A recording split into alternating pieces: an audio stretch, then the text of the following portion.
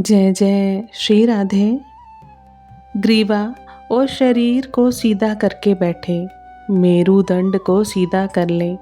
इससे आलस्य निद्रा नहीं आते।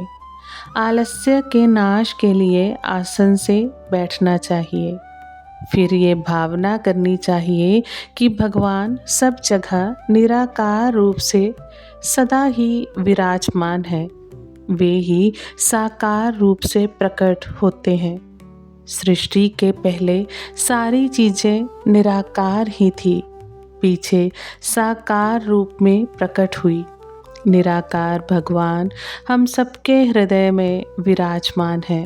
भगवान ने कहा, मैं ही सब प्राणियों के हृदय में अंतर्यामी रूप से स्थित हूँ तथा मुझसे ही स्मृति, ज्ञान और संशय का नाश होता है और सब वेदों द्वारा मैं ही जानने योग्य हूँ तथा वेदांत का कर्ता और वेदों को जानने वाला भी मैं ही हूँ।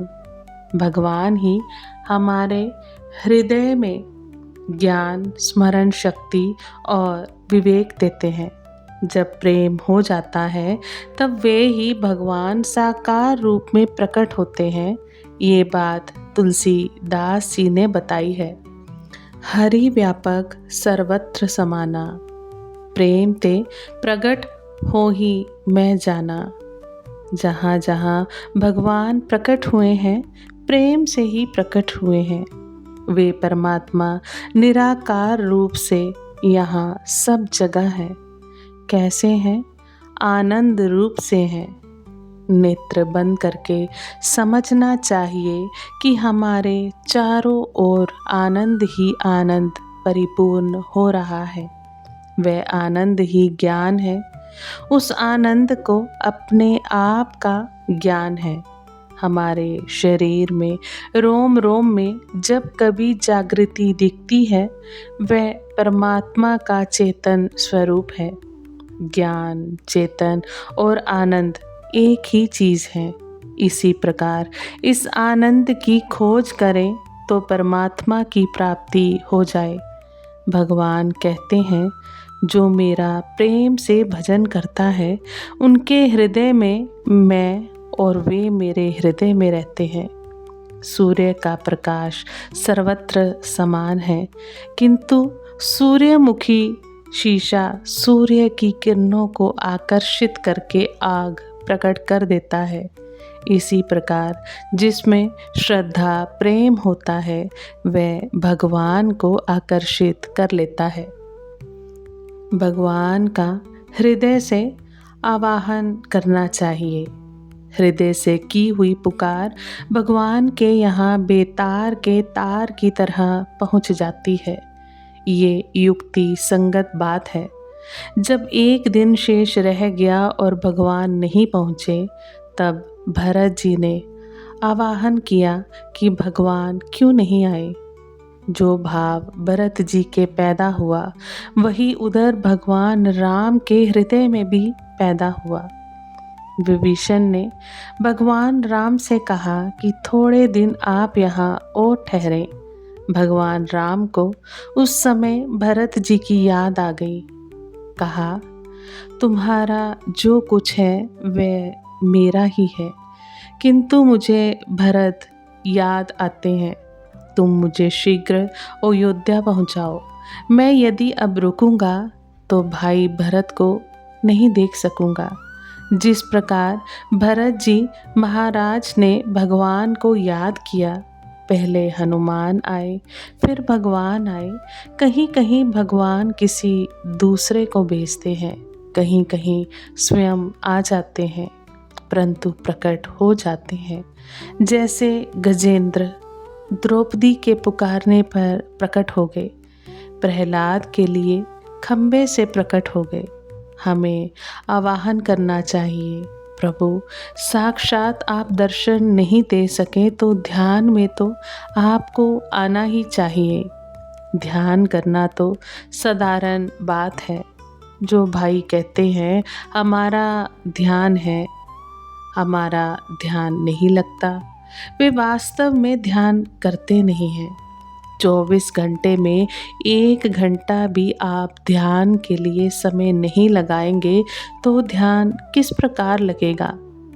आपका ये कहने का अधिकार ही क्या है कि ध्यान के लिए अभ्यास किया, ध्यान नहीं लगा। ध्यान तो आपका संसार में लगा हुआ है। भगवान की ओर किस प्रकार लगे, दो बात किस तरह हो। कबीरा, मन तो एक है, भावे जहाँ लगाए। चाहे हरि की भक्ति कर, चाहे विषय कमाए। कबीर दास जी कहते हैं, मन तो एक है, चाहे हरि की भक्ति करें, चाहे उसे भोगों की ओर लगा दें। भोगों की ओर तो स्वतः ही लगा हुआ है, भगवान की ओर लगाना चाहिए। उसके लिए ध्यान योग, भक्ति योग और ज्ञान योग साधन बतलाए हैं। कबीर दास जी ने कहा है, मन फुरना से रहित कर, जोने विधि से होए। चित्त को फुरना से रहित बनाना चाहिए, इसी के लिए भगवान के ध्यान की बात बतलाई है। भगवान ठीक समय पर नहीं पहुँचे, तब भरत जी विचार करने लगे। रह्यो एक दिन अवधि अधारा, समुझत मन दुख भयो अपारा। भरत जी विलाप कर रहे हैं। आप दासों के दोष की ओर नहीं देखते, कारण आपका स्वभाव कोमल है। आप दीनों के बंधु हो, इससे विश्वास होता है कि आप अवश्य मिलेंगे। इसी प्रकार हमें भी प्रार्थना करनी चाहिए। आप दयालु हैं और हम दीन हैं प्रभु। हमारे आचरणों की ओर नहीं देखकर आप अपनी ओर देखिए। भरत जी की प्रार्थना से भगवान आकर सबसे एक साथ मिल लिए। इसका भेद कोई नहीं जान पाया। इसी प्रकार हम भगवान का ध्यान करें तो भगवान सबके ध्यान में एक साथ आ सकते हैं, किंतु भाव होना चाहिए।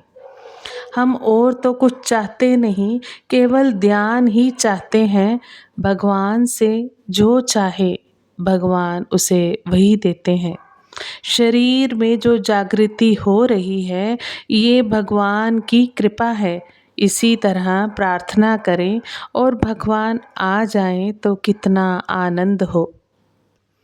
भरत जी भी भगवान के विरह में व्याकुल हो गए, विलाप करने लगे तो भगवान आ गए। कितना आनंद हुआ।